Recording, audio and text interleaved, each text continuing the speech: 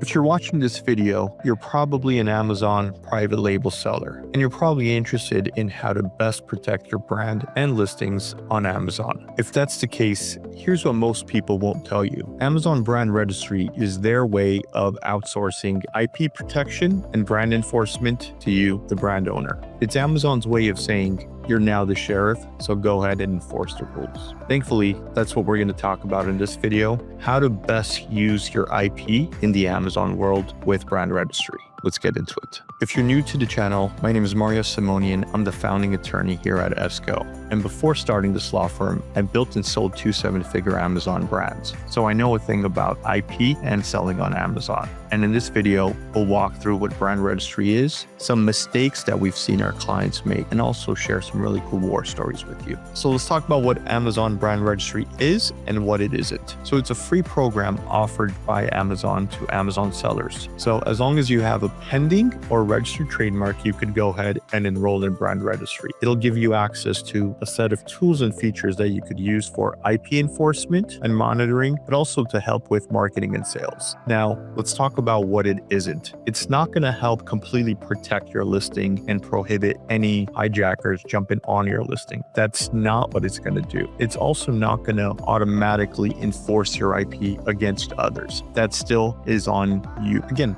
Brand Registry is Amazon's way of saying you're a brand, cool, then act like one. So here are some of the benefits you get whenever you enroll in Brand Registry. Number one, you get the ability to report any IP infringement. Within Brand Registry, there's a certain page where you can go report any infringing listings that you see on Amazon. You get access to Brand Registry support, which is usually a little bit faster than regular seller support and can also help you with any IP related issues that you may be having on the platform. Number 3, you get access to Vine, which is a great way for you to get reviews, product reviews, especially for a product that's just getting launched. Next, you also get access to Amazon stores. Think of that as having your own web store in the Amazon ecosystem. And you also get this ability, which I don't think a lot of sellers use enough, which is going to be Amazon Live. This was what TikTok is now. It's the ability to go ahead and live stream your content. So think of it as your own QVC channel. This was around, I think, before even TikTok came around, but this is a trend that I think is really growing, social shopping. So those are some of the things you get access to, along with the ability to enroll in the transparency program and also Amazon's Project Zero. So what do you need to register in Amazon Brand Registry? Number 1, obviously an active Seller Central account.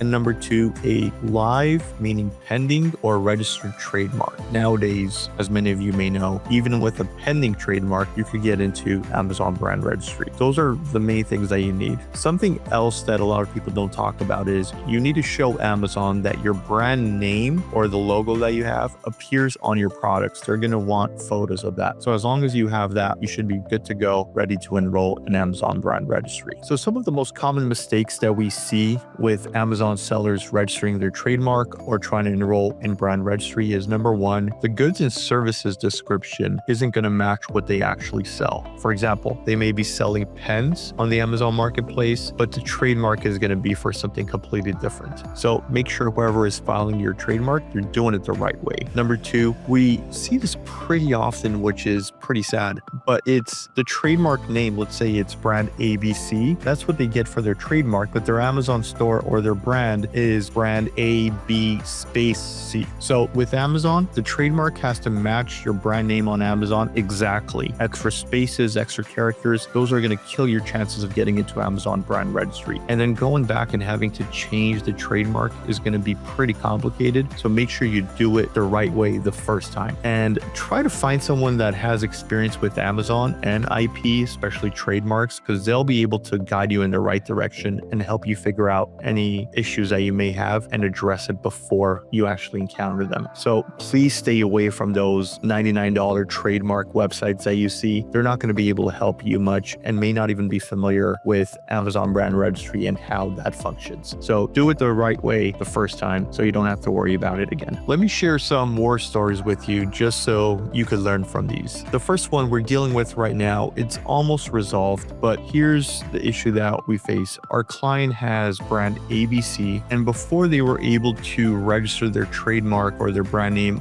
with the USPTO, their competitor registered their trademark. And the way Amazon Brand Registry is set up, anyone with a pending trademark obviously can enroll as long as it's on the principal registry. Now, in this case, it's a competitor that our client knows very well, and what we had to do is file a USPTO TTAB case against their trademark to try to cancel or void the competitor trademark so our client's trademark, which was also in pending status, could proceed. And we're almost there, and we should have a favorable resolution in the coming weeks. But those are some of the issues that we see with Brand Registry. Is anyone with a pending trademark can go ahead and get into Brand Registry, which can cause some confusion within the marketplace itself. That's something that I hope Amazon can fix pretty soon, but that is something to be aware of. The takeaway from that is if you've got a brand, go ahead and get it registered with a trademark. Do it sooner than later. The second war story, and we've had several of these, is clients will come to us and say, I hired attorney ABC, but now Amazon won't accept my brand registry, won't accept my trademark into Amazon Brand Registry. And what we found out about 18 months ago is Amazon has a blacklist of attorneys that it's not going to accept trademarks from. So if your trademark was done by one of these attorneys, Amazon is going to deny it. And we're not sure what you have to do to end up on that blacklist of attorneys, but there is one out there. So make sure whoever you're hiring, that you ask them if they're part of that blacklist and when was the last time they got one of their clients